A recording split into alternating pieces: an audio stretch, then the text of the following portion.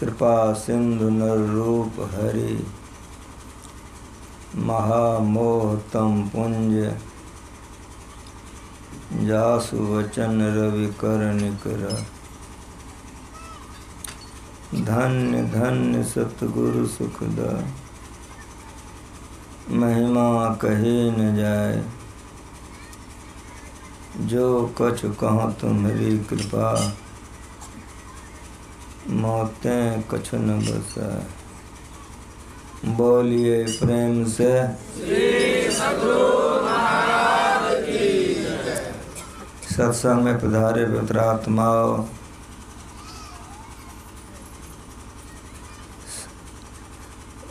इस जगत में संसार में जितने संत आए,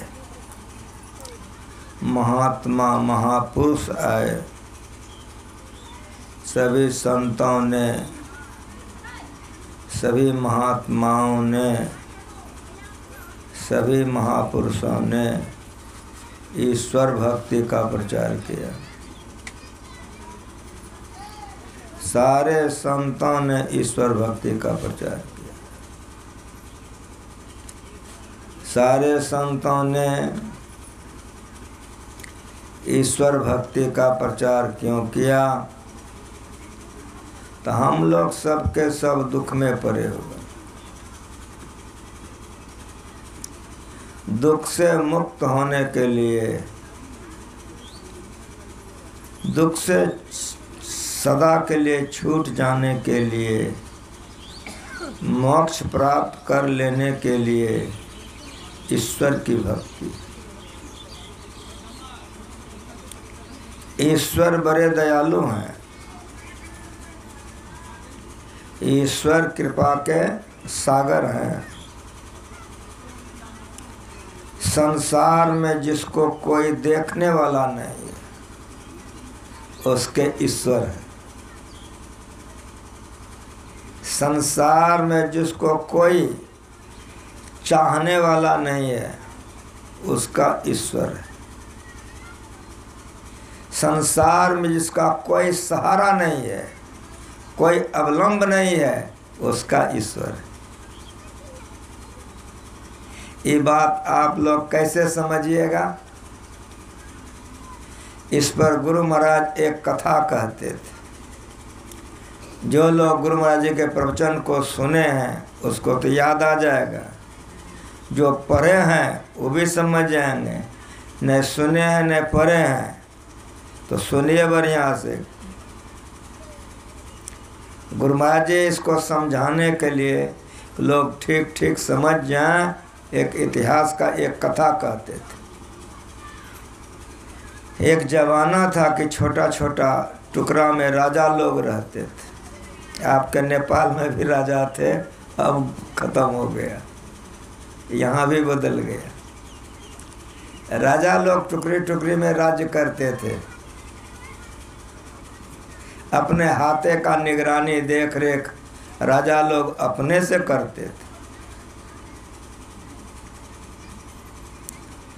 एक राजा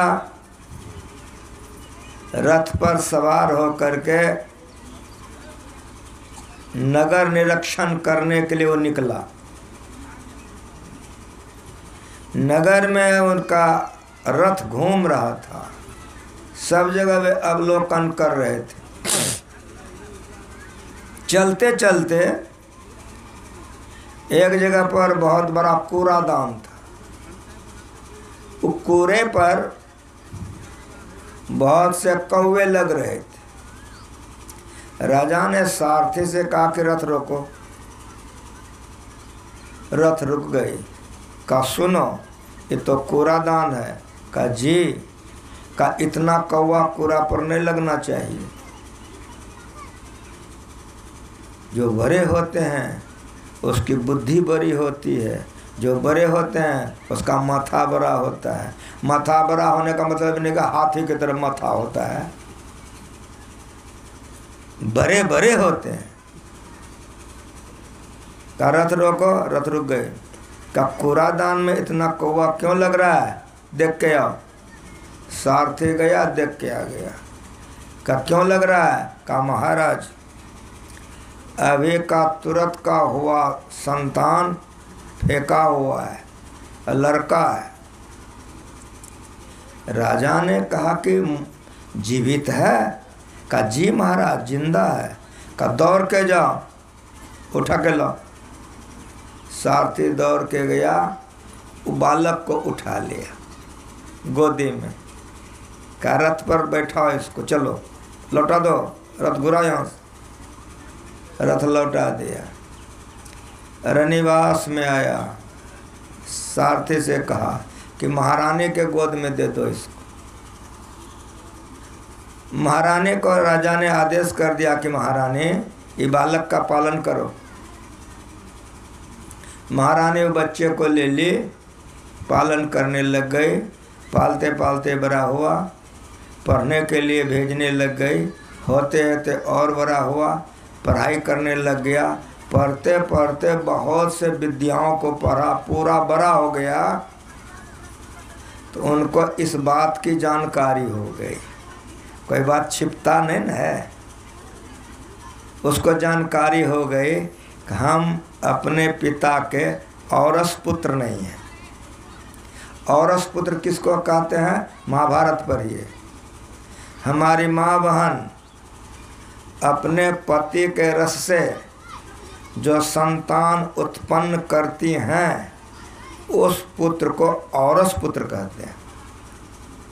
12 प्रकार के बेटे होते हैं, महाभारत पढ़िए। लेकिन औरस पुत्र उसी को कहते हैं जो अपने पति के रस से उत्पन्न करती हैं। वो बालक को पता चल गया कि हम राजा के औरस पुत्र नहीं हैं। चोट लगी मन में, राजा के पास गया, हाथ जोड़ के प्रणाम किया। राजा ने कहा बेटा क्या बात है? कहा और मैं पढ़ना चाहता हूँ। कहा जितना तुम्हारी इच्छा हो पढ़ने का और पढ़ो, इतना विद्या तुम पढ़ लिए हो, अब क्या पढ़ोगे बोलो? कहा कि तक्षशिला पढ़ने के लिए जाना चाहता हूँ।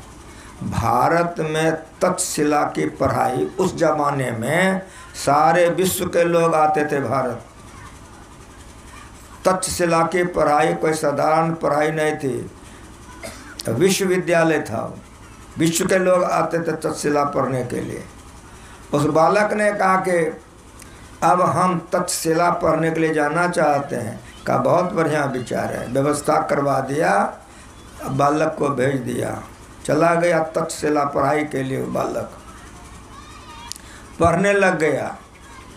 पढ़ते पढ़ते पढ़ते पढ़ते पढ़ते 6 बरस पढ़ाई की। जब 6 बरस पूर गया, तब उसके गुरु ने बुलाया और बुला करके कहा कि बेटा, कहाँ? का एक खुरपी ले आओ, एक खंती ले आओ। तो खुरपी खंती लेके आ गया। का तक्षशिला के 1 योजन पूरब, पश्चिम, उत्तर और दक्षिण भ्रमण करो। 1 योजन गोया 4 कोस, चारों तरफ भ्रमण करो। और धरती पर से एक लता, पता, पौधा, दूब, खर ऐसा उखाड़ के लाओ जो बगैर काम का जंगल बेकार पड़ा हुआ है, ऐसा उखाड़ के लाओ। कहा जी गुरुदेव। खंती ले लिया, खुरपी ले लिया, चला गया। कई दिनों के बाद आया लौट करके, लेकिन खाली हाथ आया। गुरु ने पूछा कि तुम गया नहीं? कहा जी गुरुदेव, उसी दिन से हम तक्षशिला के चारों ओर भ्रमण कर रहे थे। कहा फिर तुम खाली हाथ आया? कहा जी गुरुदेव। कहा क्यों? कहा इस धरती पर एक भी खर, दूब, लता, पता, पौधा बगैर काम का गुरुदेव है ही नहीं। ये जितने के जितने नज़र में आया, सब के सब औषधियाँ हैं। जैसे कहा कि औषधियाँ हैं कि गुरु ने छाती से लगा लिया कि वाह बेटा वाह। अब तुमको मेरे पास रहने की आवश्यकता नहीं है। 16 आने बेटे तुम पास कर गए। जिस विद्या के लिए तुम मेरे पास आए थे उसको तुम बेटा हासिल कर लिया। अब तुम लौट करके अपने नगर को चले जाओ। पाथे दे दिया, राह खर्च, बालक को विदा कर दिया। वो आ रहा था घर। आते आते आते आते रास्ते में राह खर्च घट गया तो नगर में उतर गया। लोगों से पूछने लग गया किस नगर में कोई बीमार है। बहुत पता लगाने पर एक सज्जन ने कहा कि मेरे नगर के जो सेठ हैं उसकी धर्मपत्नी सेठानी बहुत दिनों से बीमार है। पता लग गया। उस सेठ के घर पर वो बालक गया, अपना परिचय दिया और सुनाया कि आपकी धर्मपत्नी बहुत दिनों से बीमार है। इसको जरा उधर कर दो। आपकी धर्मपत्नी बहुत दिनों से बीमार है। सेठ ने कहा हाँ। कहा चलिए मैं देखता हूँ।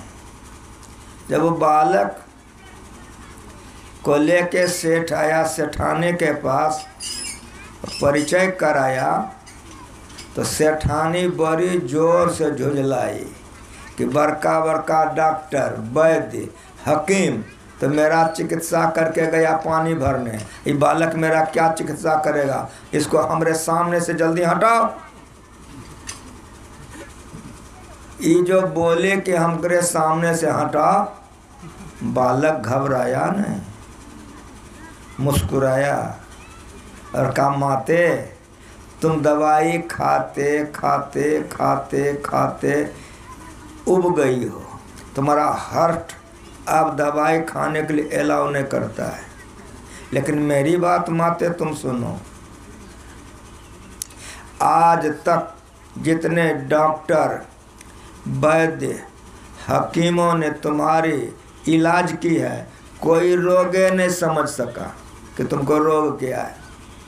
इसलिए जितनी दवाइयाँ दी उल्टा सीधा दवाई दिया है। अब मेरी बात माते तुम सुनो कि मैं तुमको एक खुराक दवाई खिलाऊंगा। एक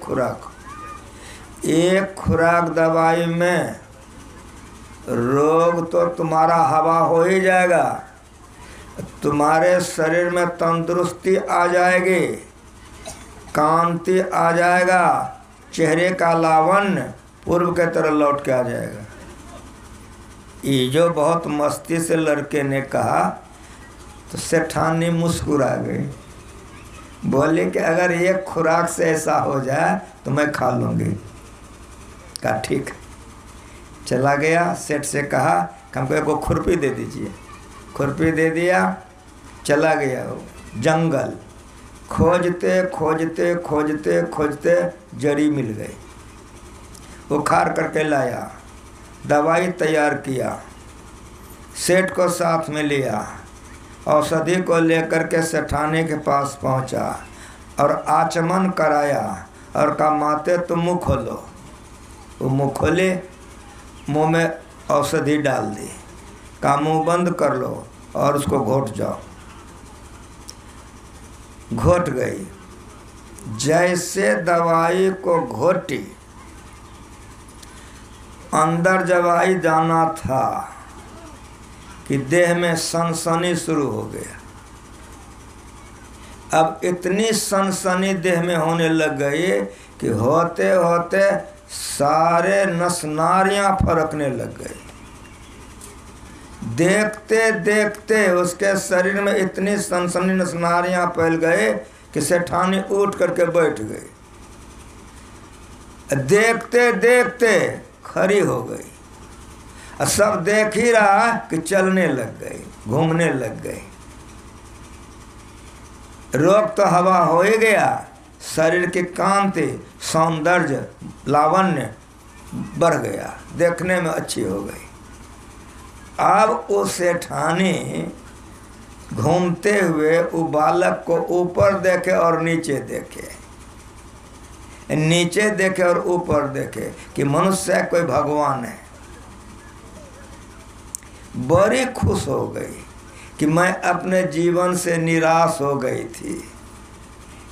ये बालक ने हमारे लिए तो भगवान है। वो जमाना था कि भारत में सोने की गिन्नी चलती थी, इसीलिए भारत को सोने की चिड़िया कही जाती थी। और अब भारत ऐसा कंगाल हो गया है कि तमा पीतल भी नहीं, लोहा ठनाठन करता है। जमाना था, जमाना है। गुरु महाराज इतिहास के विद्यार्थी थे, पढ़ के देखिए। गुरु महाराज जब पढ़ते थे तो गुरु महाराज इतिहास के विद्यार्थी थे। समय समय पर गुरु महाराज इतिहास बहुत सुंदर से सुनाए। जो उनके प्रवचनों को पढ़ते हैं उनको याद है। वो जमाना था कि भारत में सोने की गिन्नी चलती थी। सेठानी इतनी खुश हो गई, सिपाही को बुलाई और सिपाही को आदेश कर दी कि 4000 असरफे ये बालक को दो। सेठ जी ने देखा जिस पत्नी के लिए हम हाथ धो बैठे थे, निराश हो चुके थे, तो पत्नी इतनी अच्छी हो गई, तो मेरी पत्नी ने 4 दिया तो मैं कम क्यों दूंगा। सिपाही से कहा, सिपाही का हाँ का 4000 असरफे हमारे तरफ से दो। उस सेठ को एक गो बेटा था, वो दरवाजे पर काम कर रहा था। सुनने में आया कि माँ अच्छी हो गई। वो जब आया देखा कि टहल रही है, तो पूछ करके पता लगाया। जब सब बात का पता लग गया तो कहा कि मेरी माँ को जिसने अच्छा कर दिया, हम कम नहीं देंगे माँ बाप से। सिपाही का हाँ का जब हमारा माँ बाप 4 दिया तो मेरे तरफ से 4000 रुपये दो। उस लड़के की शादी हो गई थी। चौके में पुत्र वधू कुछ काम कर रही थी।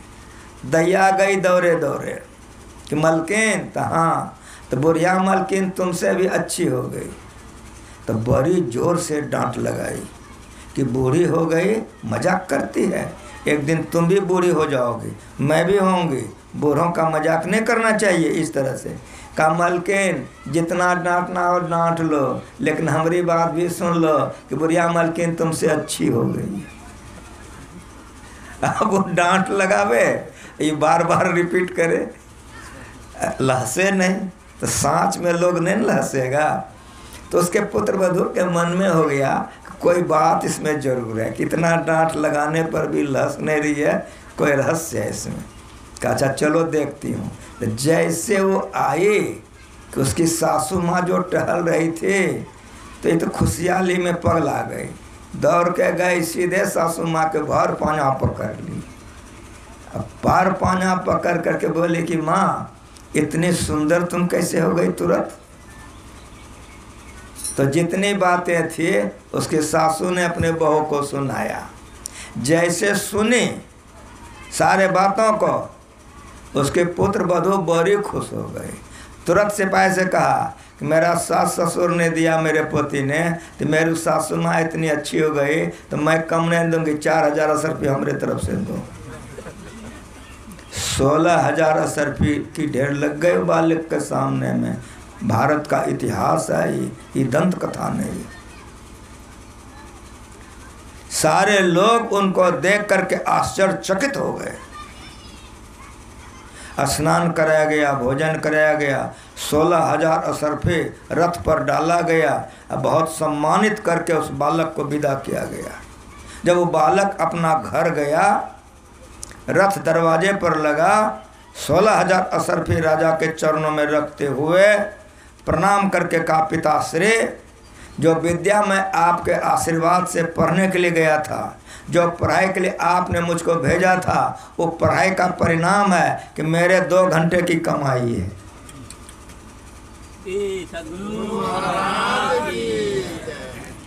जैसे कहा कि मेरे 2 घंटे की कमाई है, राजा तो गदगद हो गया। कहा बेटा तुम्हारे धन का हमको लोभ नहीं है।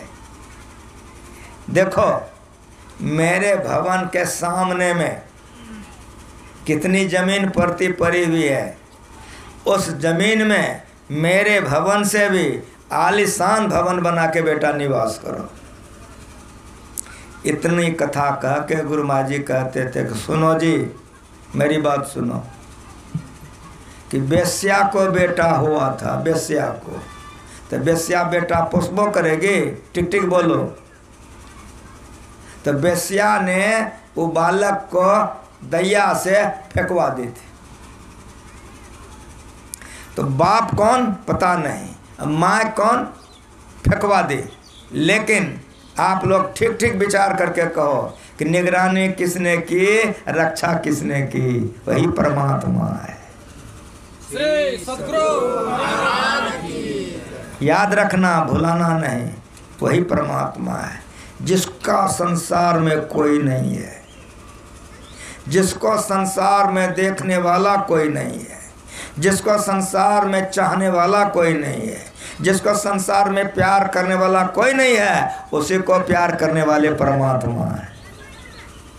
जो ऐसे परमात्मा को भुला करके संसार शक्ति में विषयी होकर के जीवन बर्बाद करते हैं, वो दुख भोगते हैं, वो दुख भोगते हैं। वे दयालु परमात्मा का भजन, स्तुति, प्रार्थना, उपासना अनन्य चित्त होकर के जो करता है, उसी को अंतर्जामी वो परमात्मा मोक्ष रूपी सुख प्रदान करता है। जिसको मोक्ष चाहिए उसको वही दे सकता है। सोई जाने जय देहु जनाई, जानत तुम्हें तुम्हें हो जाए। जिस पर परमात्मा कृपा करते हैं उसको परमात्मा स्वरूप से दर्शन दे देते हैं, और जिसको परमात्मा स्वरूप से दर्शन दे देते हैं वो परमात्मा को जान करके परमात्मा हो जाते हैं। सोई जाने जहि देहु जनाई, जानत तुम्हें हो जाए।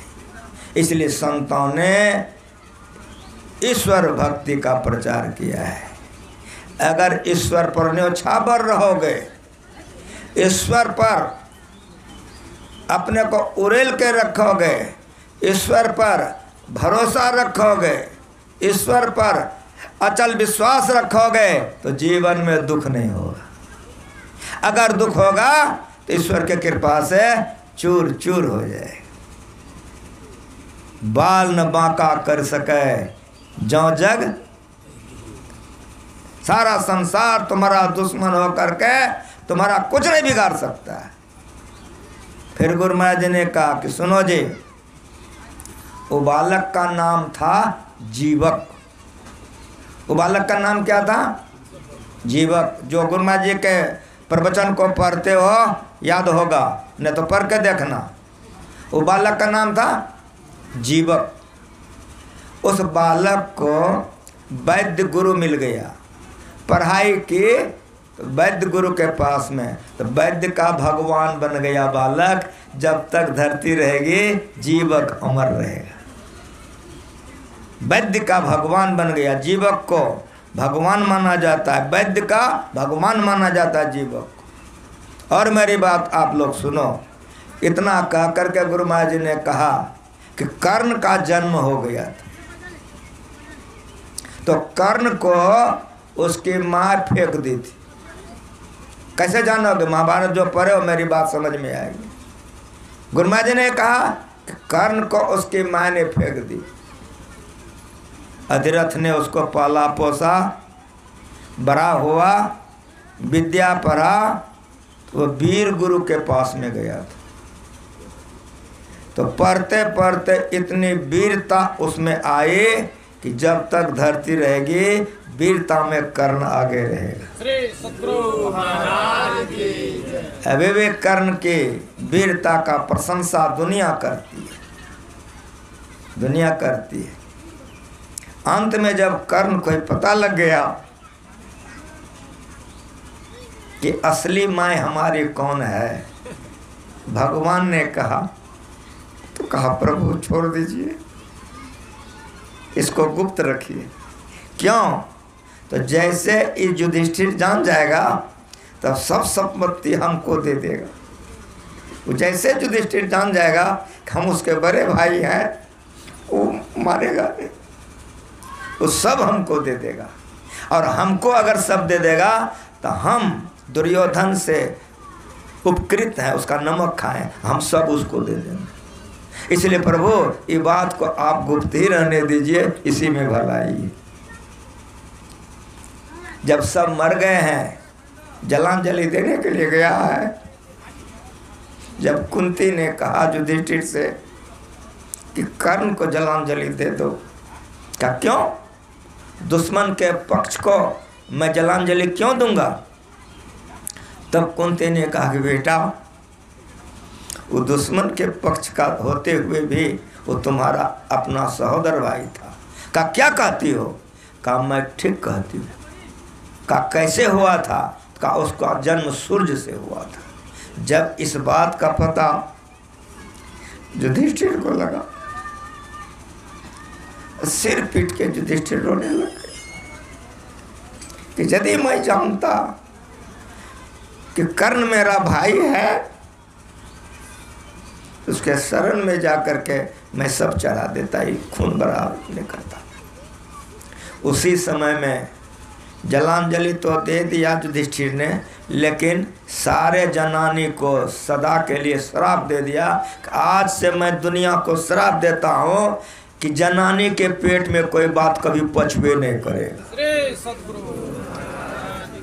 इसीलिए जो गुप्त सलाहकार होते हैं अपने पत्नी से भी माँ से भी नहीं कहते। श्राप है, युधिष्ठिर जी का श्राप है कि गुप्त से गुप्त बात भी माँ बहन अपने पेट में नहीं पचा सकती है। ये श्राप युधिष्ठिर जी का है।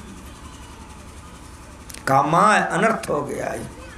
अगर इतना बड़ा जीवन हम लोगों का पांचों भाई का बीत गया, कभी अगर तुम सुना दी होती कि मेरा बड़ा भाई है ये, तो लड़ाई ही नहीं होती, महाभारत होता ही नहीं। जाओ, तुम हमको आज बताई सत्य बात, तो मैं श्राप देता हूँ तुमको, और सब दिन के लिए श्राप देता हूँ, किसी भी माँ बहन के पेट में बात नहीं पचेगा। समझ रहे हैं? गुरु मिला कर्ण को, वीर गुरु मिला, तो वीरता के उस शिखर पर कर्ण अभी भी है, उसकी पताका फहर रही है। इतना कहकर गुरु महाराज जी ने फिर कहा कि कबीर साहब का जन्म हुआ था। उसमें दो तरह के वदंत कथाएं आती हैं, अब जो सत्य हो। एक जगह आता है कि रामानंद स्वामी ने किसी विधवा औरत को आशीर्वाद दिया था, और दूसरे ग्रंथों में है कि कुमारी लड़की को आशीर्वाद दिया था। चाहे कुमारी लड़की हो या विधवा लड़की हो, अगर उसको गर्भधारण हो जाए तो संसार में कलंक लगेगा। इसीलिए उन्होंने आरजू की कि मैं तो कुमारी हूँ या विधवा। तब रामानंद स्वामी ने कहा कि बेटी, मेरे मुंह से जो निकल गया वो निकल गया है, जाओ, तुमको कलंक नहीं लगेगा, कोई महापुरुष का अवतार होगा। तो जन्म होते कबीर साहब को लहर तालाब में उसको फंसा दिया गया। नीलू और नीमा ने उसको ला करके पालन पोषण किया। विधवा ब्राह्मणी थी या कुमारी ब्राह्मणी थी, जन्म हुआ ब्राह्मणी के घर में और पाला गया मुसलमान के घर में, नीरू और नीमा के घर में। लेकिन उनको संत गुरु मिल गए, उनको संत गुरु मिल गए, तो उन्होंने शांति की तरफ बढ़ते बढ़ते बढ़ते बढ़ते शांति को प्राप्त करके संत बन गए। कबीर साहब को संत सम्राट कहते हैं। संतों में कबीर साहब को सम्राट कहते हैं। उनको गुरु संत मिल गया। देहस्था सर्वविद्याश्च देहस्था सर्वदेवता। समझ रहे हैं? सारे तीर्थ, सारा देवता, सारा ज्ञान, सारी विद्याएं आपके शरीर में है, लेकिन जैसा गुरु मिलेगा वही उत्पन्न हो जाएगा। इसीलिए अगर संत साधु के शरण में चले जाएंगे तो शांति की तरफ बढ़ते बढ़ते आप शांति को प्राप्त कर लेंगे। ये ज्ञान गुरु महाराज ने दिया, इसलिए ये आप संत मत में बैठे हुए हैं। जिन्होंने शांति की प्राप्ति की वेद लिखा, जिन्होंने शांति की प्राप्ति की उपनिषद लिखा, जिन्होंने शांति की प्राप्ति की पुराणों का रचना की, जिन्होंने शांति की प्राप्ति की, जितने आचार्य हुए सबों ने अपना अपना धर्म ग्रंथ लिख के गया है। और सारे धर्म ग्रंथों का सार मेरे गुरु महाराज ने सत्संग योग में समूह के चला गया। सत्संग योग के लिए गुरु महाराज जी कह के गए हैं कि मेरा प्रतिनिधित्व सत्संग योग करेगा। इसीलिए सत्संग योग खूब पढ़िए, पाठ कीजिए, समझिए, अपने चलिए, लोगों को सुनाइए, लोगों को समझाइए, आपको शांति मिलेगी और आपके पीछे पीछे जितने आएगा सब शांति की तरफ आगे बढ़ेगा। ये गुरु महाराज जी का आशीर्वाद है। इसीलिए संतों ने ईश्वर भक्ति का प्रचार किया।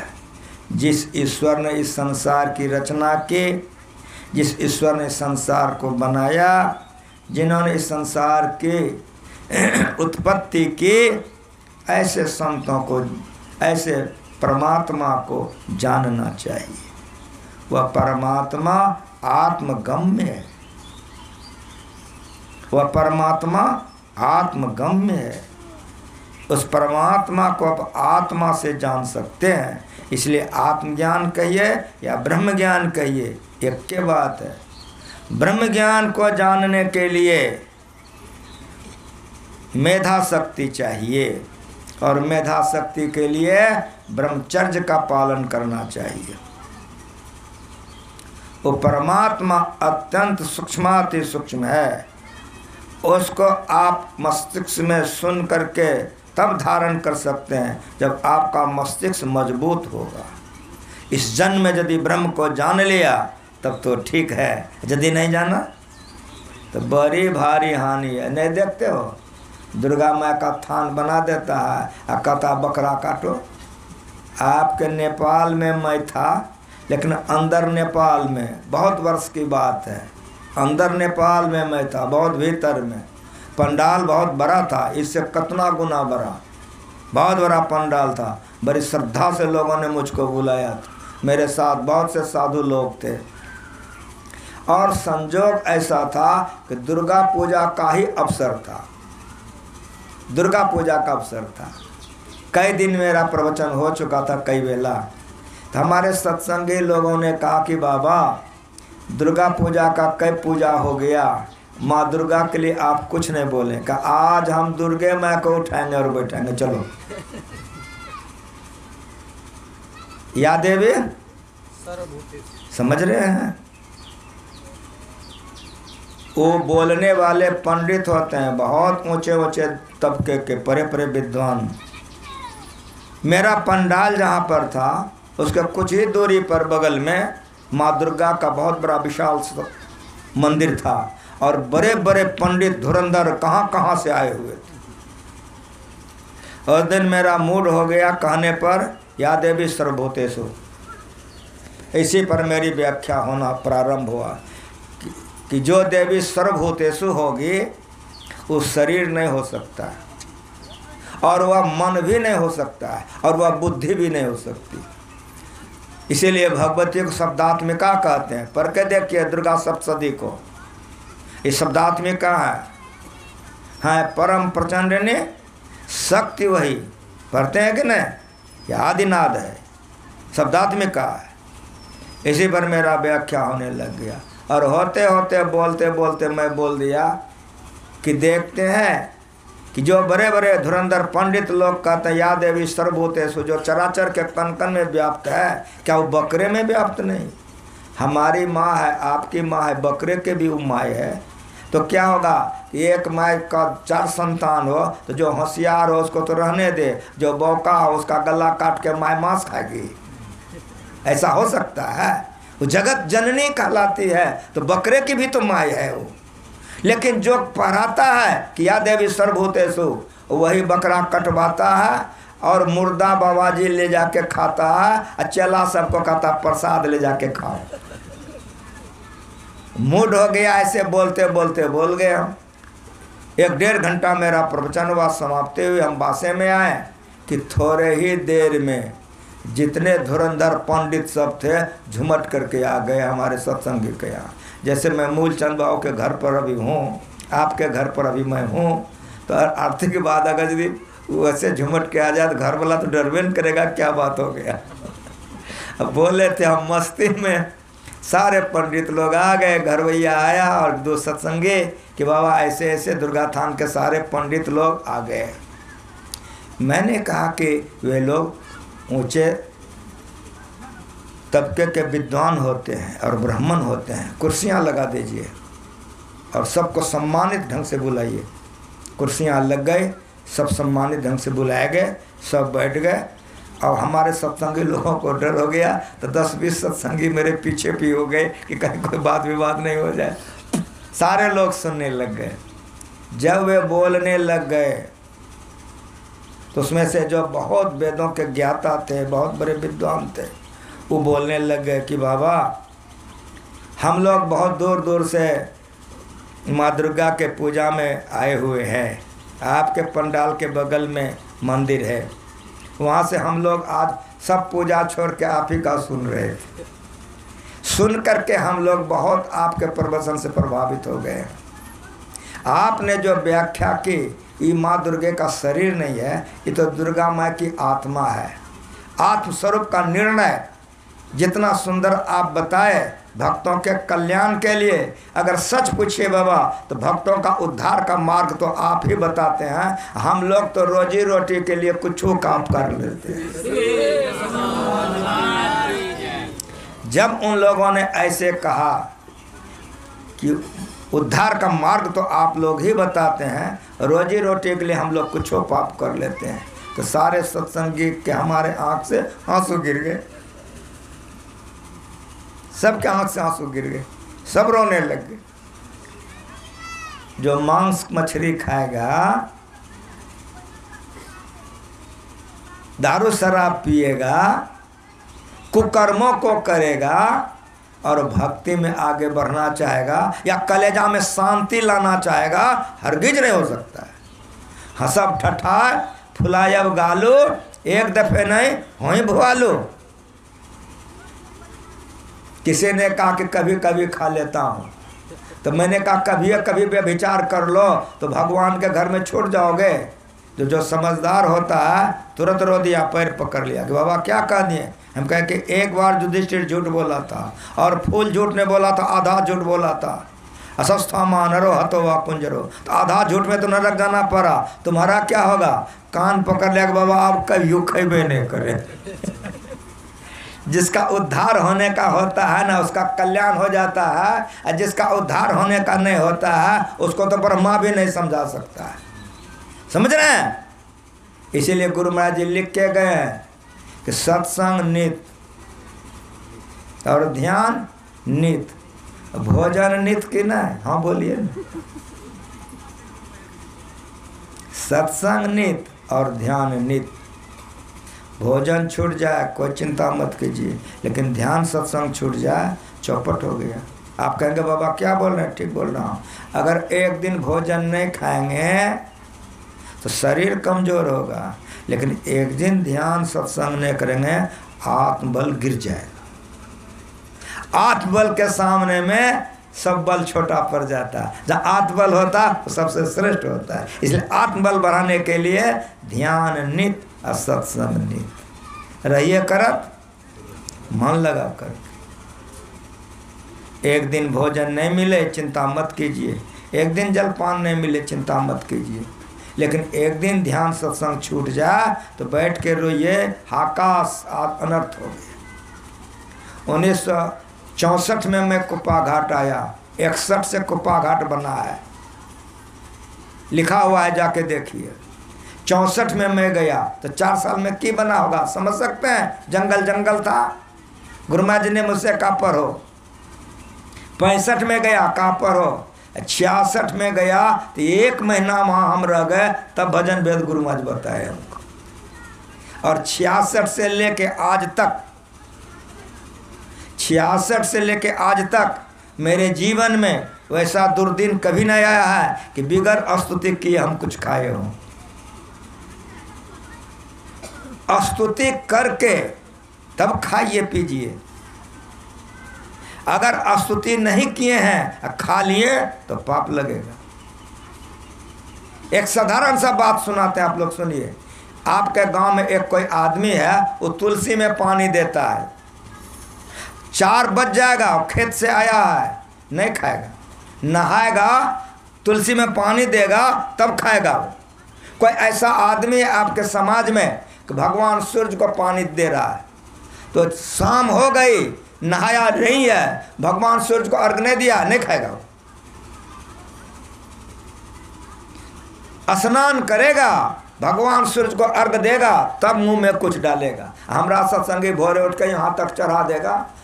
स्तुति प्रार्थना पीछे। बहुत बहुत धन्यवाद, बहुत बहुत धन्यवाद। स्तुति प्रार्थना और उपासना मोक्ष का मार्ग है, परमात्मा के पास जाने का रास्ता है। ये स्तुति कीजिए, अनन्य चित्त होकर कीजिए, बिगर खाए पिए कीजिए। प्रार्थना कीजिए। प्रार्थना का मतलब होता है मांग। स्तुति का अर्थ होता है यशगान। परमात्मा से अगर मांगने का मन हो तो बेटा बेटी मत मांगिए, धन दौलत मत मांगिए। अगर बेटा बेटी मांगिएगा, धन दौलत मांगेगा तो देह छूट जाएगा, तो बेटा बेटी छूटेगा कि नहीं, क्रिया का के बोलो। इसलिए गुरु महाराज जी सिखा के गए हैं कि अगर परमात्मा से मांगने का मन हो जाए तो परमात्मा को मांग लो, कहियो नहीं छूटेगा। ये गुरु महाराज सिखा के गए। वह परमात्मा आदि अंतरहित है, वो परमात्मा असीम है, वो परमात्मा अजन्मा है, वो परमात्मा अगोचर है, वो परमात्मा सर्वव्यापक है, वो परमात्मा सर्वव्यापकता से परे है। ऐसा जो परमात्मा है उसमें प्रेम करना चाहिए। उससे प्रेम कैसे होगा, उसकी भक्ति कैसे होगी, आदि विषयों पर हम आपका सेवा पिछली बढ़िया करेंगे। 3 बजे से आप लोग फिर आइए, तब आपका हम सेवा करेंगे। को परमात्मा जो आदि अंतरहित है, असीम है, अजन्मा है, अगोचर है, सर्वव्यापक है, उसकी भक्ति कैसे होगी, इसका सेवा हम आपका पिछली बढ़िया करेंगे। एक भजन आप लोग सुन लीजिए। सीताराम बाबा को माइक दीजिए, वे एक भजन गा देंगे, आरती हो जाएगी, अभी का सत्संग समाप्त हो जाएगा। बोलिए प्रेम से।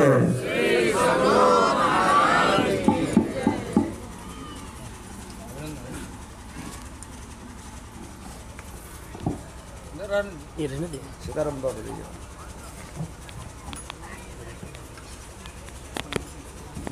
तार पकड़ ली ना।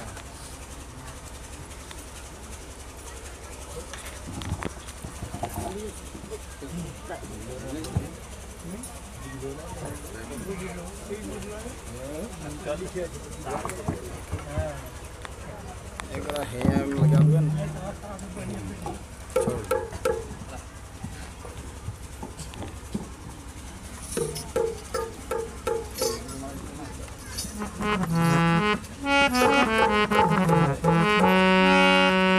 श्री सद्गुरु महाराज की जय।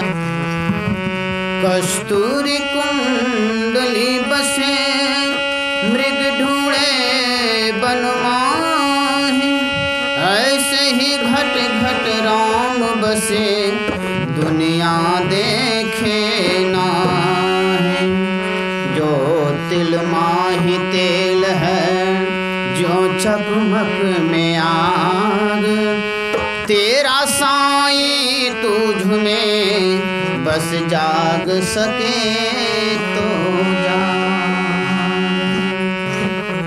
श्री सद्गुरु महाराज की ते न्यारा सब में व्यापक सब दे नारा सब घट एक ही राम हो राम राम सब घट एक ही राम हो राम राम जय जय राम जय जय राम जय जय राम कहूँ जय जय राम जयति जयति जय राम हो राम राम जयति